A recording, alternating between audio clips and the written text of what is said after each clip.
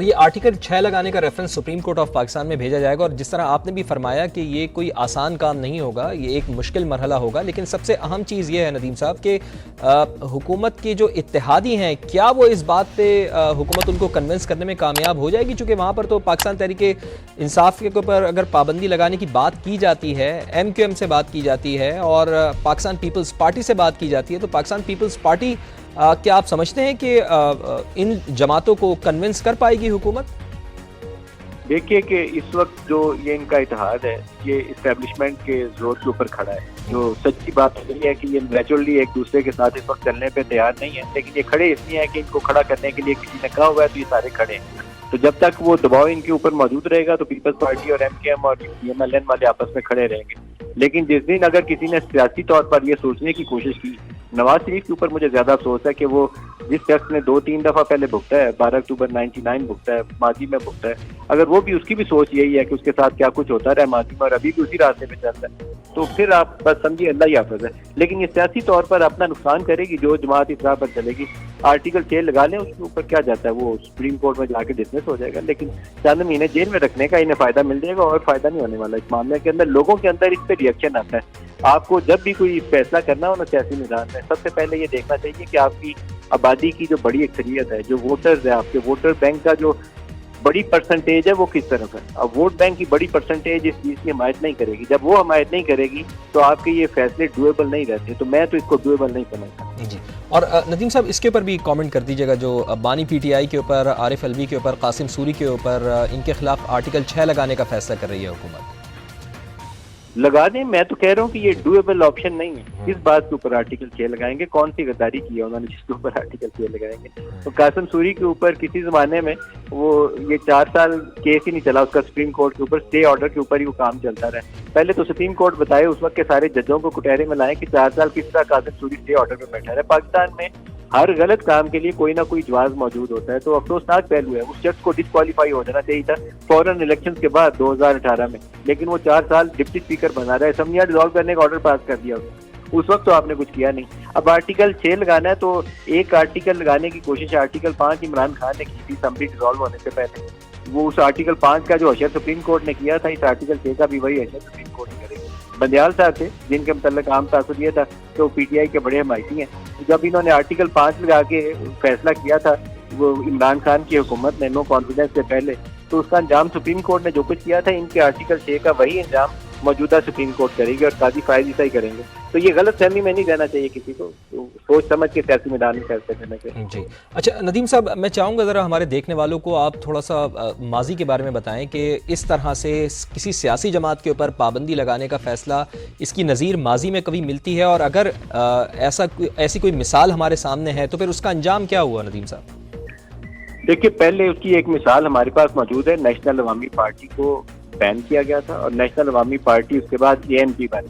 تو اے N P جو تھی وہ ابھی بھی سیاست کے اندر موجود ہے، لیکن کیا ایک بڑی سیاسی جماعت کو بین کر کے ہمیں فائدہ ہوا یا چھوٹے ریجنل گروپس بن گئے؟ وہ لانگ ٹرم ہمیشہ سوچ رکھنی چاہیے. جن علاقوں کے اندر یہ جیش، لشکر، سپاہ، مسلح جتھے بنے، یہ جو جن کو نان اسٹیٹ ایکٹرز کہتے ہیں پورے کے پی میں اور ٹرائبل بیلٹ کے اندر یہ جو گروپ آپریٹ کر رہے تھے، وہاں اگر سیاسی ایک جماعت کام کرتی وہ بہتر ہوتا ہے یا یہ مسلح جتھے آنا پاکستان کے لیے بہتر تھا.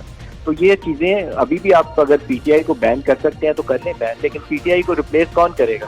کیا نون لیگ اس کو ریپلیس کرے گی؟ پی ٹی آئی کا ووٹر سارا نون لیگ میں شامل ہو جائے گا یا پیپلز پارٹی میں؟ نہیں ہو سکے گا. اس کے لیے ریپلیسمنٹ آئیں گے ایسے چھوٹے گروپس جو اسٹیٹ کو ریئیکٹ کریں گے. مسلح بھی ہو سکتے ہیں جتھے اس کے اندر، کیونکہ جب یہ ریزسٹنس آتی ہے تو ریزسٹنس کو آپ پریڈکٹیبل نہیں ہوتی. مین اسٹریم پولیٹیکل لیڈرشپ جو ہے وہ اپنے ملک کے مفاد میں کام کرتی ہے، وہ آئین اور قانون کے مطابق چلتی ہے. لیکن جب یہ ریجنل گروپس یا چھوٹے مسلح جتھے آ جاتے ہیں وہ کسی قانون کے دائرہ کار میں نہیں ہوتے. تو سیاسی میدان کے اندر کوئی ایسی غیر دانش مندی کا مظاہرہ نہیں کرنا چاہیے. سوچ و بچار کر فیصلہ کرنے چاہیے حکومت کو. ندیم صاحب قطع کلامی کے لیے معذرت، ہمارے ساتھ ہی موجود رہیے گا. احمد بلال محبوب سربراہ پلڈیٹ بھی ہمارے ساتھ موجود ہیں. اگر آپ بھی ندیم صاحب ان سے بات کرنا چاہیں تو آپ بھی سوال کر سکتے ہیں. احمد بلال محبوب صاحب، حکومت پاکستان تحریک انصاف کے اوپر پابندی لگانے کا کیس کرے گی، کیسا دیکھتے ہیں آپ اس فیصلے کو؟ دیکھیں، اگر ان کے پاس کوئی ایسی ایویڈنس موجود ہے جو اتنی سالڈ ہے جس کی بنیاد پہ پابندی لگ سکتی ہے تو لگائیں. لیکن اس سے کوئی بہت بڑا اس کو سپریم کورٹ کے اندر کامیاب ہونا بہت مشکل ہے، اور اگر وہ ہو بھی جائے الفرض بحال تو اس سے کیا فرق پڑے گا؟ ہم نے ماضی میں ایک دفعہ یہ ہوتے ہوئے دیکھا ہے، نیشنل عوامی پارٹی کے اوپر پابندی لگی تھی اور دوسرے دن ایک نئی پارٹی بن گئی تھی، اس کا نام تھا عوامی نیشنل پارٹی، اور وہ سارے لوگ جو نیشنل عوامی پارٹی میں تھے وہ اس کے اندر شامل ہو گئے تھے، اسی طرح سے وہ سلسلہ چلتا رہا، کوئی فرق نہیں پڑا۔ تو یہ پاکستان تحریک انصاف کی جگہ تحریک انصاف پاکستان بن جائے گی یا کوئی چیز اور بن جائے گی تو کیا فرق پڑے گا؟ میں تو سمجھتا ہوں کوئی دانش مندی کی بات تو نہیں ہے، مجھے اس میں کوئی فائدہ بھی نظر نہیں آتا اور اس کی کامیابی کے امکانات بھی مجھے کم نظر آتے ہیں۔ میرے خیال میں حکومت دباؤ میں آ کے یہ کرنے لگی ہے، شاید ان کے اوپر دباؤ ہے کہ ایسا کیا جائے۔ اچھا، لیکن عطا تارڑ صاحب تو کہہ رہے ہیں، احمد بلال صاحب، کہ فورن فنڈنگ، سائفر، IMF پروگرام، امریکہ میں پاکستان مخالف قرارداد، یہ بڑے واضح ثبوت ہیں جس کی بنیاد پر حکومت نے یہ فیصلہ کیا ہے کہ پاکستان تحریک انصاف کے اوپر پابندی لگائی جائے اور پاکستان تحریک انصاف اور پاکستان ایک ساتھ نہیں چل سکتے۔ ٹھیک ہے، یہ ان کی رائے ہے، اب یہ ثابت کرنا تو سپریم کورٹ کے اندر ثابت ہوگا نا کہ وہ ایسی باتیں واقعی صحیح ہیں جو کہہ رہے ہیں۔ لیکن میں نے عرض کی کہ یہ اگر سپریم کورٹ میں ہو بھی جائے گا تو کیا ہوگا؟ کو بھی کچھ نہیں ہوگا۔ یہ PTI کو مزید اس بارے میں سپورٹ حاصل ہوگی پبلک کی، کیونکہ ان کے ذہن میں یہ بات بیٹھی بھی ہے کہ اسٹیبلشمنٹ اس کو تباہ کرنا چاہتی ہے، تو تباہ کر بھی لے گی تو کیا ہوگی؟ دوسرے دن نئی پارٹی بن جائے گی جس پہ سب لوگ شامل ہوں گے اور وہی کچھ کر رہی ہوگی جو PTI کر رہی ہے۔ تو اس کا مقابلہ تو کوئی سیاسی میدان میں کریں آپ، یہ تو نہیں ہے کہ آپ اس طرح کی پابندی لگوا کے تو کوئی مجھے فائدہ ہوتے ہوئے نظر نہیں آ رہا۔ جی اچھا، احمد صاحب آپ یہ فرمائیے گا کہ جو پروسیجر اڈاپٹ کیا جائے گا پاکستان تحریک انصاف کے اوپر پابندی لگانے کے حوالے سے، اب حکومت کہہ رہی ہے کہ پہلے وہ کابینہ اجلاس میں اس کی منظوری لے گی، پھر اس کے بعد سپریم کورٹ آف پاکستان سے رجوع کیا جائے گا، تو آپ سمجھتے ہیں کہ یہ جو اڈاپٹ کیا جائے گا پروسیجر، یہ بہت آسان ہوگا؟ حکومت اس کو اتنا آسان سمجھ رہی ہے یا پھر یہ ایک مشکل مرحلہ ہے؟ نہیں، یہ پروسیجر تو اتنا مشکل نہیں ہے، لیکن سپریم کورٹ کے اندر یہ ثابت کرنا کہ یہ ملک دشمن جماعت ہے اور اسے انلافل قرار دیا جائے، یہ مشکل ہے۔ پروسیجر تو اسٹریٹ فارورڈ سا ہے، وہ ریفرنس دائر کریں گے، سپریم کورٹ اس ریفرنس کی سماعت کرے گی، آپ اپنی ایویڈنس پیش کریں گے اور سپریم کورٹ ملا کر اس کا فیصلہ دے دے گی۔ مطلب اس میں کوئی دیگر فورم اس پہ تو جانا ہی نہیں ہے کہ ہائی کورٹ اور سیشن کورٹ اور پھر سپریم کورٹ، سیدھا سپریم کورٹ پہ جائے گا اور سپریم کورٹ کے اندر اب آپ ثابت کر سکیں گے۔ یہ ایک دوسرا سوال ہے۔ سپریم کورٹ کی کرنٹ کمپوزیشن جو ہے وہ حالیہ فیصلے میں ظاہر ہو چکی ہے کہ وہ کیا سوچ رہی ہیں، ان کی سوچ ظاہر ہو رہی ہے، تو اس سوچ کے ساتھ ساتھ یہ ان کے لیے کہنا کہ اس کو ان لافل قرار دیا جائے، میں تو سمجھتا ہوں یہ تقریباً ناممکن سی بات ہے کہ سپریم کورٹ ان سے ایگری کرے گی۔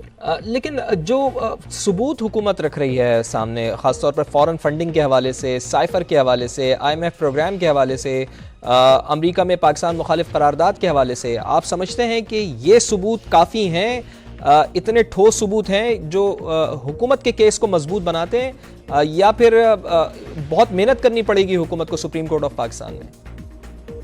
فارن فنڈنگ کا ایک کیس ہے جس کے اندر کچھ ثبوت موجود ہے، جو کہ 100% تو نہیں ہے، لیکن یہ کہ کچھ نان پاکستانیز نے اس کے اندر فنڈ کیا ہے، تو اس کو بنیاد بنا کے آپ کر سکتے ہیں۔ سائفر کیس تو آپ کو پتہ ہے پہلے ہی وہ ختم ہو چکا، اس کی بات تو کسی نے نہیں مانی۔ پھر یہ جو اب دوسرا قرارداد منظور کرانے کا کیس ہے، یہ بھی میرے خیال میں کوئی ایسا ملک دشمنی نہیں ہے، کیونکہ اس میں جو بات کہی گئی ہے وہ یہی کہی گئی ہے نا کہ الیکشن کے بارے میں تحقیقات کرائی جائے اور ملک میں تاکہ جمہوریت کا بول بالا ہو، تو یہ ملک دشمنی کیسے ہو گئی؟